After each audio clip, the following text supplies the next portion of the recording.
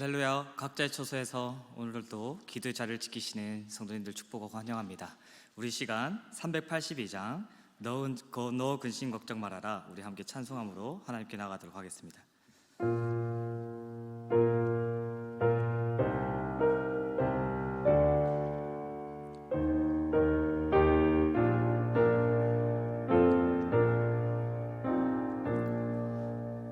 너 근심 걱정 말아라, 주 너를 지키리.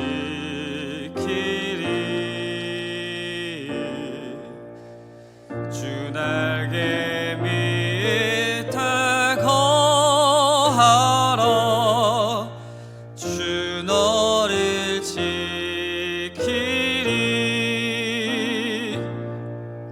주 너를 지키리. 아무 때나 어디서나 주 너를 지키리. 늘 지켜주시리.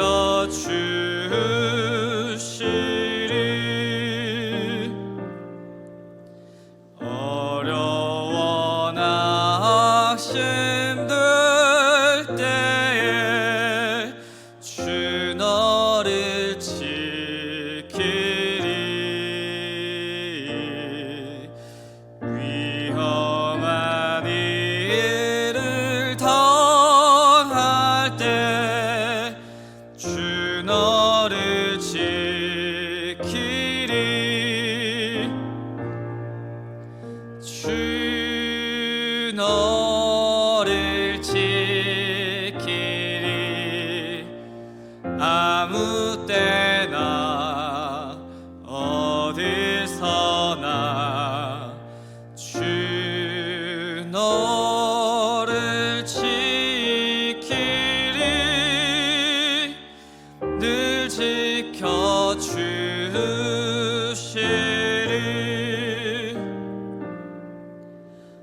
너 쓸 것 미리 아시고 주 너를 지키리.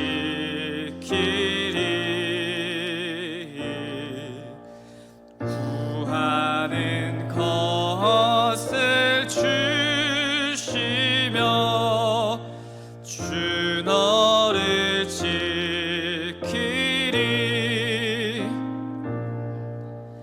주 너를 지키리. 아무 때나 어디서나 주 너를 지키리. 늘 지켜주시리.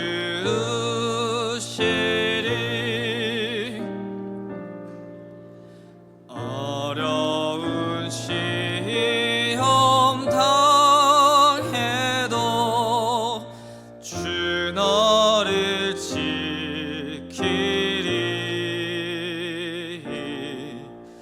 구주의 품에 거하라, 주 너를 지키리. 주 너를 지키리. 아무 때나 어디서나 주 너를 지키리. 늘 지켜주시리.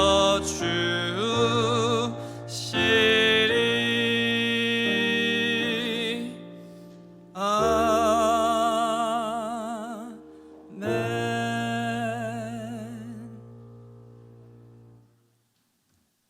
기도하겠습니다. 하나님 감사합니다. 어느덧 2020년이 저물어 가고 있습니다. 하나님, 이 가운데 우리 창원 산성교회 성도님들 그리고 이 교회를 기억하여 주시고 하나님께서 붙들어 주시옵소서.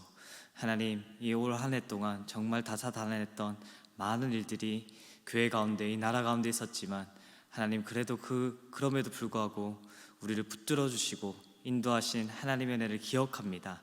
하나님, 이 시간 하나님 그 은혜를 기억하여서 날마다 하나님께 영광이 되는 교회가 될 수 있도록 주님 축복하여 주시옵소서. 하나님, 지금도 비록 상황이 좋지 않아서 우리가 각자의 처소에서밖에 하나님을 예배할 수 없는 그런 안타까운 상황 속에 있지만 하나님, 주님 이 가운데서도 우리가 주님을 찾고 주님 앞에 엎드릴 때 하나님께서 응답하시고 인도하시는 그 손길들을 경험하며 나갈 수 있도록 주님 도와주시옵소서.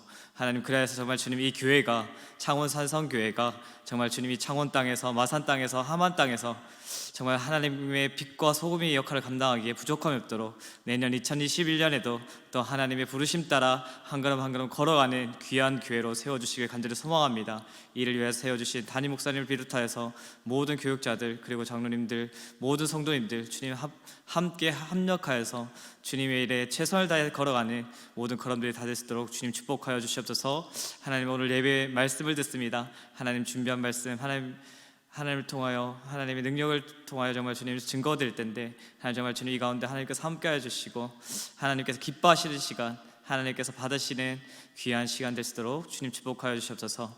감사합니다. 주님, 살아계신 예수 그리스도 이름으로 간절히 기도드렸습니다.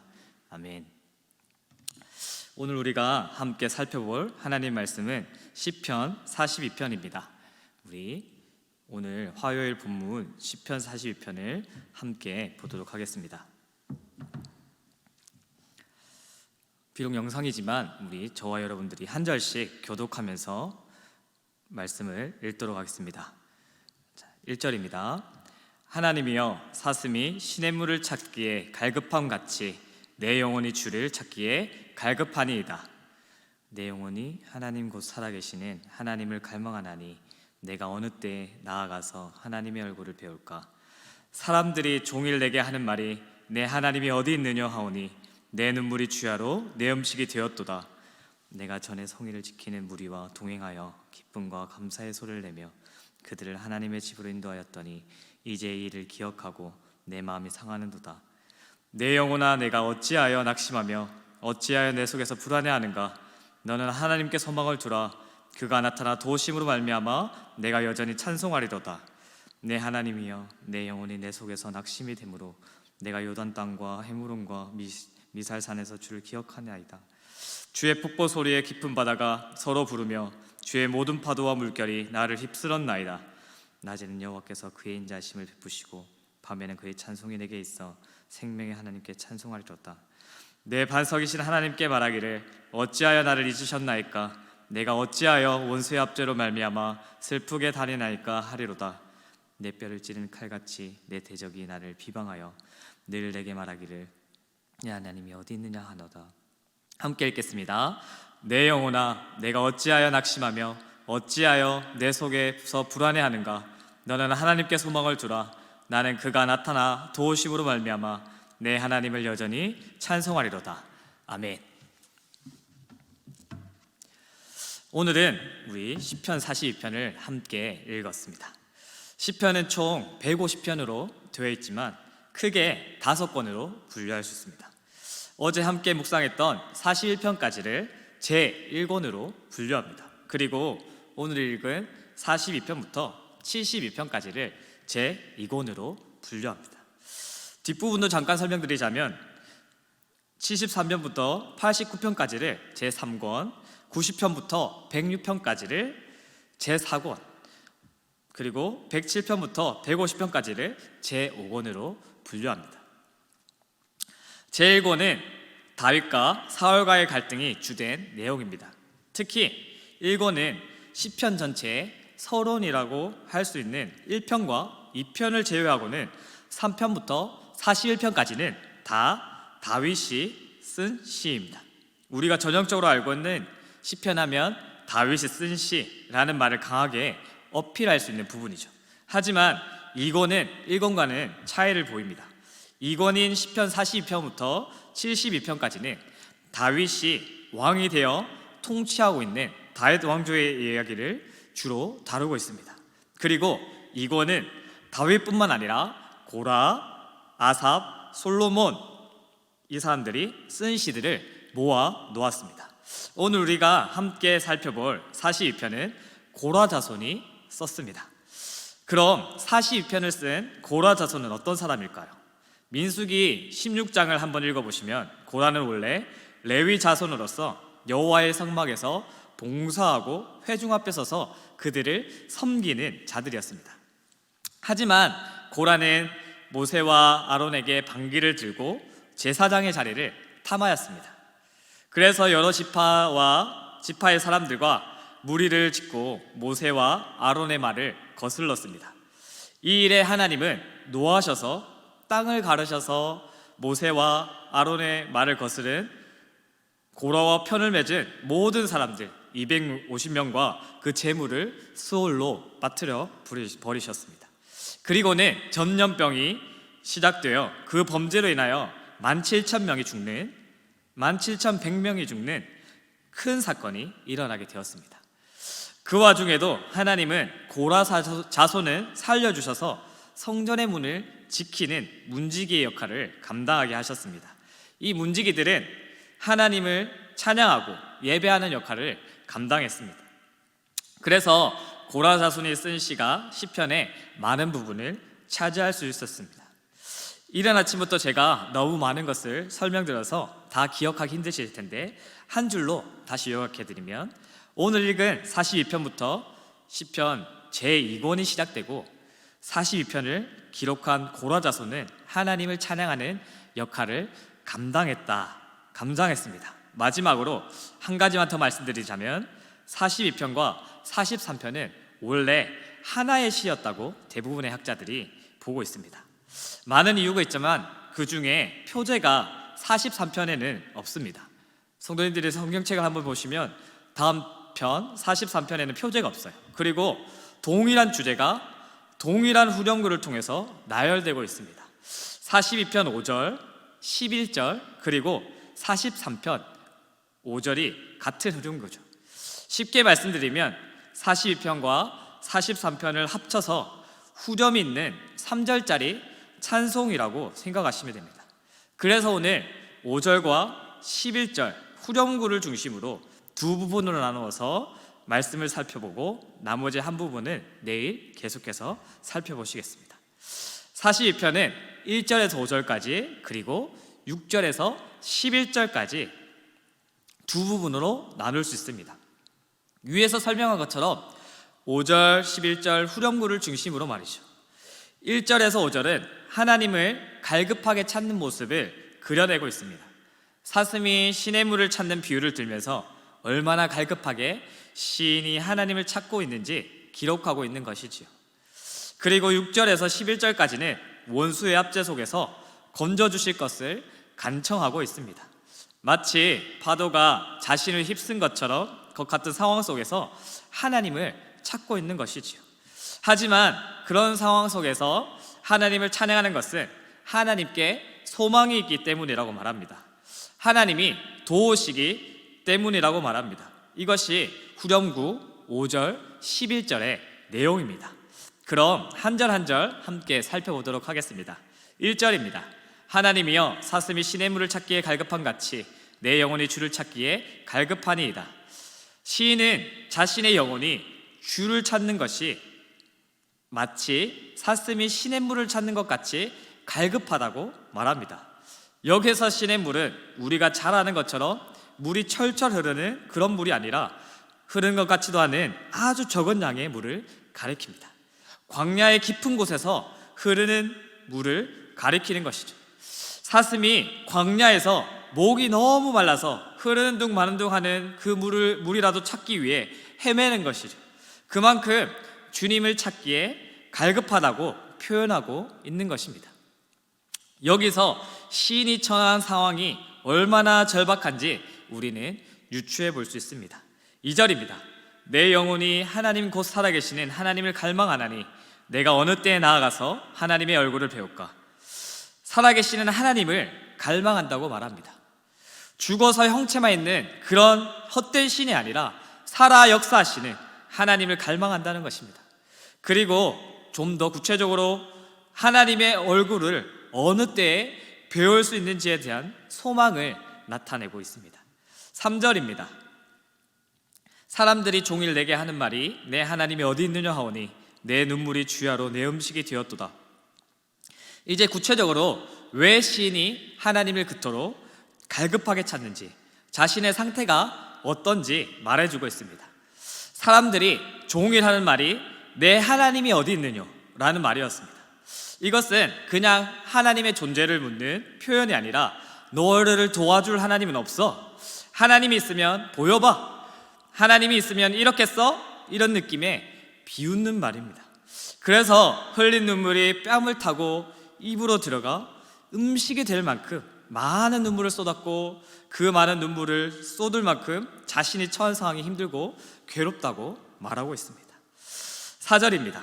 내가 전에 성의를 지키는 무리와 동행하여 기쁨과 감사의 소리를 내며 그들을 하나님의 집으로 인도하였더니 이제 이 일을 기억하고 내 마음이 상하는도다. 괴로운 와중에 전에 기쁘고 행복했던 일을 회상하고 있습니다. 함께 하나님을 찬양했던 소리, 하나님의 집 성전으로 인도하였던 그 좋았던 일들을 언급하는 것입니다. 하나님의 임재 가운데 있었던 그 좋았던 기억을 생각하는 것이지요. 그러면서 그 기뻤던 과거를 생각하니까 현재 자신이 지금 처한 상황이 더 마음을 아프게 한다고 말하는 것입니다. 5절입니다. 내 영혼아 내가 어찌하여 낙심하며 어찌하여 내 속에서 불안해하는가. 너는 하나님께 소망을 두라. 그가 나타나 도우심으로 말미암아 내가 여전히 찬송하리로다. 자신의 영혼이 낙심하고 불안해하고 있는 것을 보면서 하나님께 소망을 두라고 말씀하고 있습니다. 그렇게 자신에게 외치고 있는 거예요.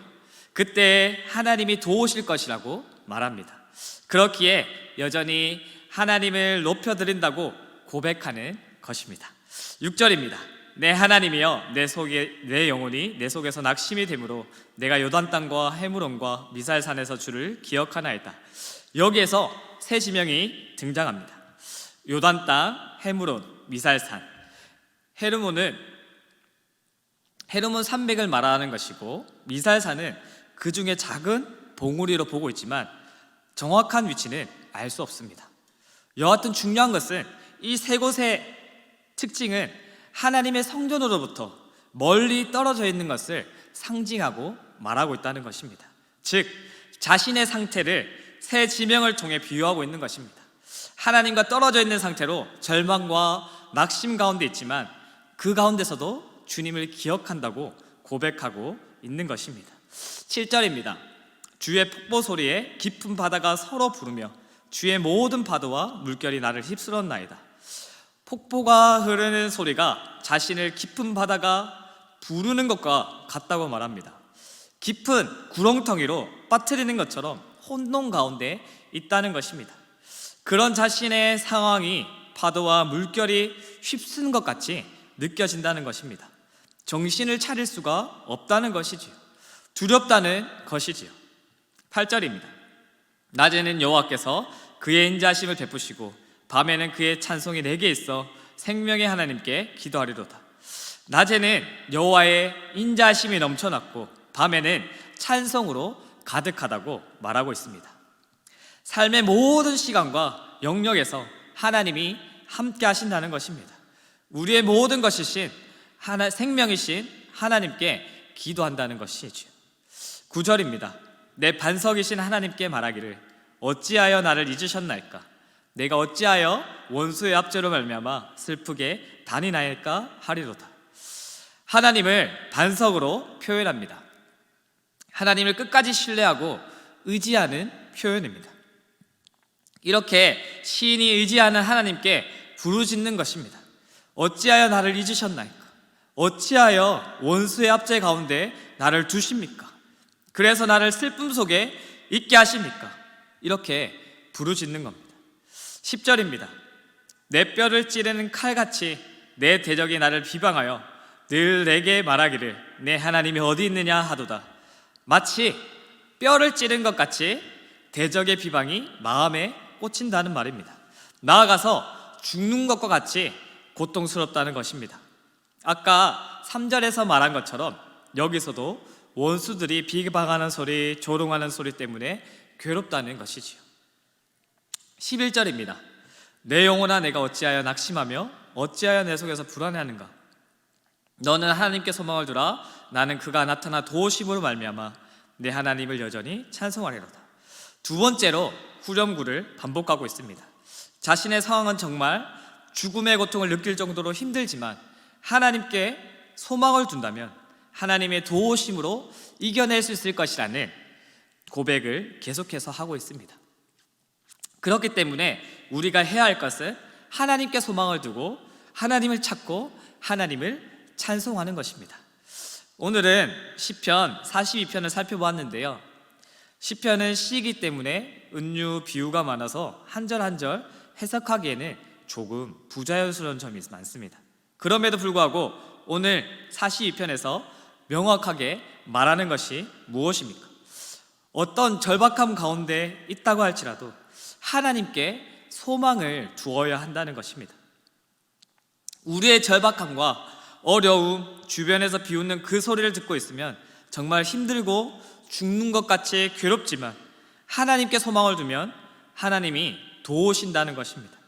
우리는 이것을 알기 때문에 도우심에 감사의 찬송을 올려드리지만 동시에 도우실 것을 알고 감사의 찬송을 올려드릴 수 있는 것입니다.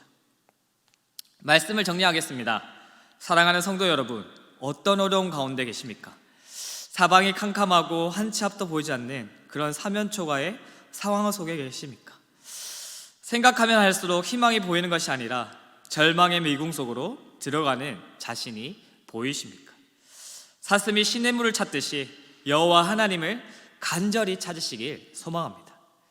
눈앞에 닥쳐있는 어려움을 보는 것이 아니라 우리를 도우시고 인도하시는 하나님께 소망을 두시길 바랍니다. 이 사실을 믿음으로 오늘도 하나님을 찬송하는 창원산성교회 성도님들이 되시길 간절히 소망합니다. 우리 함께 기도하도록 하겠습니다. 오늘 주신 말씀을 생각하며 기도하실 때에 자신에게 주어진 힘든 상황에 갇혀서 어찌할 바를 모르는 것이 아니라 영원한 소망 대신 하나님을 바라보게 하여 주옵소서. 특별히 연말 연초에 함께 모여 기뻐하고 즐거워해야 하는 상황이지만 어쩔 수 없이 우리가 이렇게 온라인으로 드려야만 하는 안타까운 상황을 놓고 기도합시다. 우리가 할 수 있는 것은 없습니다.